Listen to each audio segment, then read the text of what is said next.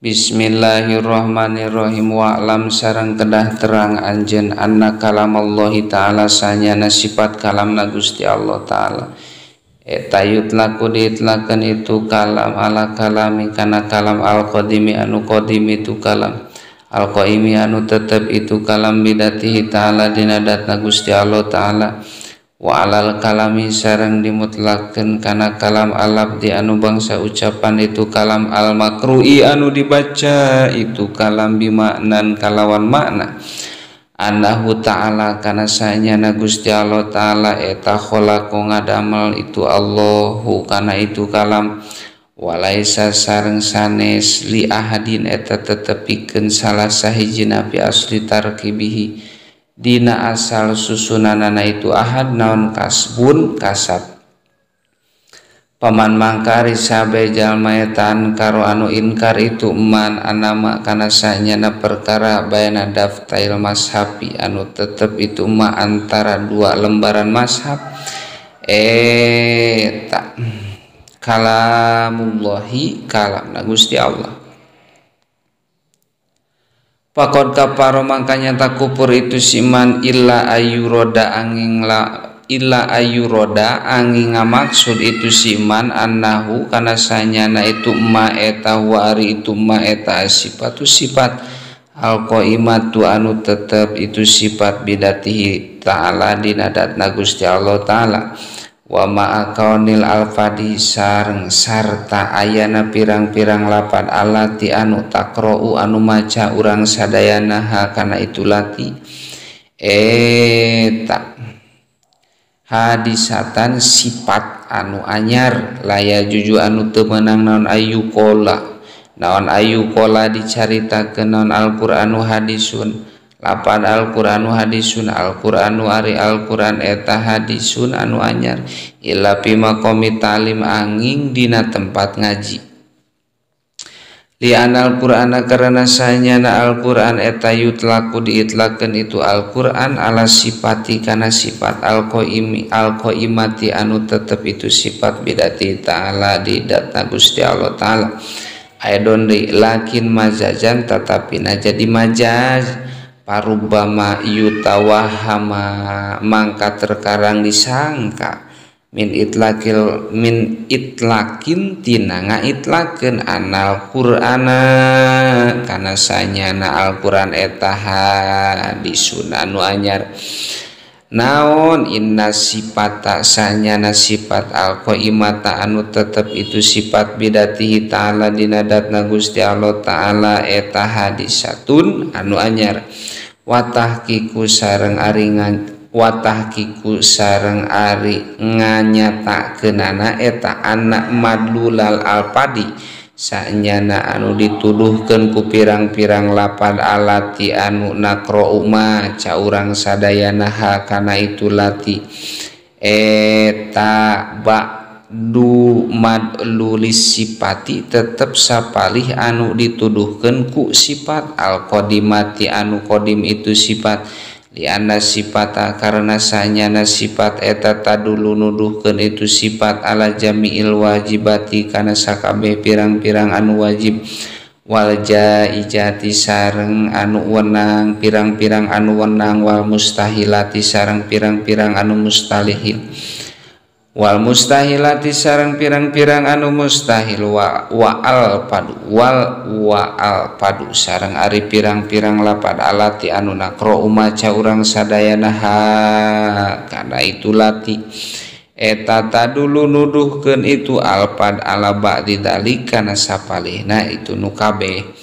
wa dalilu sareng ari dalilna ala dalika kana tetepna itu sifat kalam ay subutil kalami tegasna tetepna sifat kalam lahu ta'ala pikeun Gusti Allah ta'ala eta sam'iun bangsa sama wa huwa sareng ari itu sam'iun eta qauluhu ta'ala dauhan Gusti Allah ta'ala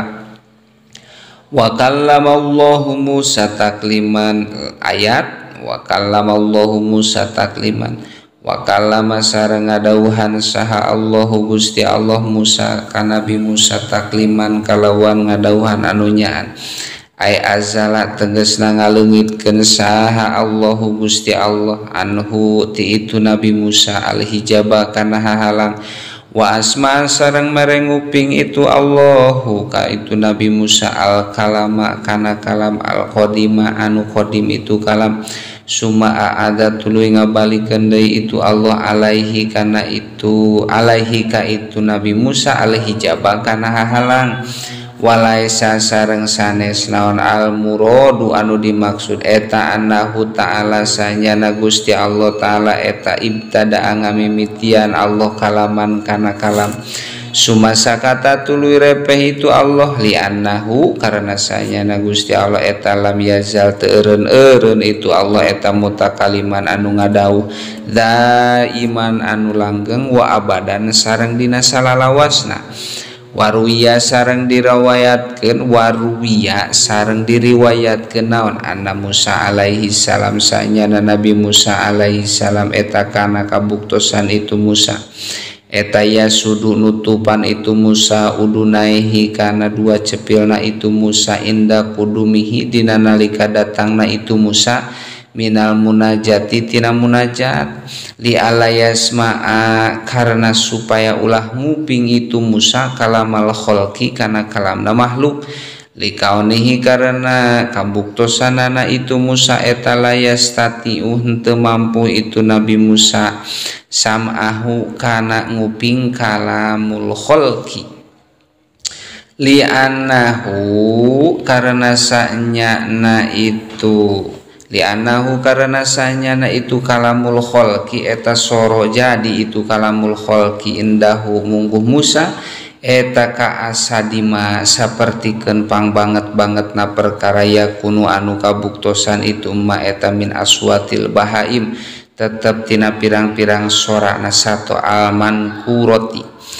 alman kuroti anu diinkaran itu aswat bisa babi maku sabab perkara dako ngasaan itu Nabi Musa minaladati tina ngeunah tina pirang-pirang ngeunah alati anu la yuhato anu teu diliputan naon biha itu lati inda simai kalamiman dina nalika nguping kalam nadat laisa anu henteu aya eta kamislihi pantarna itu manaon syai'un perkara wa qad asroko sareng nyata moncorong naon wajhuhu laraina itu Nabi Musa minan nuri tina cahaya pamakroa mangkah henteu aya anu ningali hu kana itu wajhu saha ahadun hiji jalma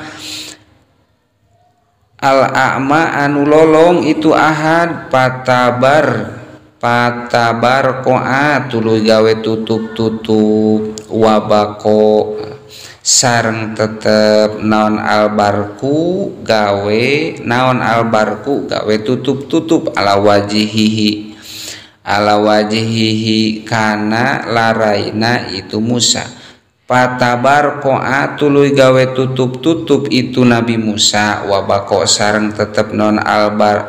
albar ko'u gawe tutup ala wajihi kana laraina itu Nabi Musa ilaan mata nepi ka maut itu Nabi Musa wa qad ajma'a sareng nyata sepakat rempung saha ahlul adyani ahli agama wal milali tegesna ahli agama ala annahu ta'ala kana sanyana Gusti Allah ta'ala eta mutakalimun dat anu ngadauh aidon deui wa kullu hayyin sareng ari saban-saban anu hirup eta qabilun narima litisopin kana kasipatan bil kalamiku kalam wal qabilu sareng ari anu narima li syai'in kana hiji perkara eta layahlu tara kosong itu si qabil anhu tina itu se wa an diddihi sareng tina lalawananana itu se palau lam yatasib mangka lamun teu kasipatan itu Allah subhanahu wa ta'ala bil kalami ku sifat kalam lata sopa maka kasipatan itu Allah bididihi ku lalawananana itu kalam lakini tisopuhu tetapi na ari kasipatanana itu Allah bihiku itu did eta muhalun anu mustahil li'anahu karana sanyana itu did eta naksun kakurangan wa naksu sareng ari kurang alaihi ta'ala ka Gusti Allah ta'ala eta muhalun anu mustahil. Wahadihi sipatus sab'atu sareng ari ieu pirang-pirang sifat anu 7 waya sareng ari itu sifat eta al qudratu wal irodatu wal ilmu wal hayatu was sama'u wal basoru wal kalamu eta tu sama dingaranan itu sifatus sab'ah eta tu sama dingaranan itu sifatus sab'ah sifatil ma'ani ku ngaran sifat ma'ani waya sareng ari itu sifatil ma'ani eta wujudiyatun sifat anu bangsa aya bihaisu lau kasipa bihaisu lau kusipa kalawan sakira-kira lamun dibuka naon al hijabu hahalang laru yatu yakti katingali itu sifatul ma'ani au sumiat atau di kuping itu sifatul ma'ani wahadihi sab'atu sareng ari ieu sifat anu 7 eta talazumus sab'ati ngamistian kana anu 7 alati anu tu sama dingaranan itu lati maknawiyatan ku ngaran makna sifat maknawiyah waya sareng ari itu maknawiyah eta umurun pirang-pirang eta umuru i'tibariyatin pirang-pirang perkara anu bangsa pangreken wayajibu bihaqihi ta'ala wallahu a'lam bishawab.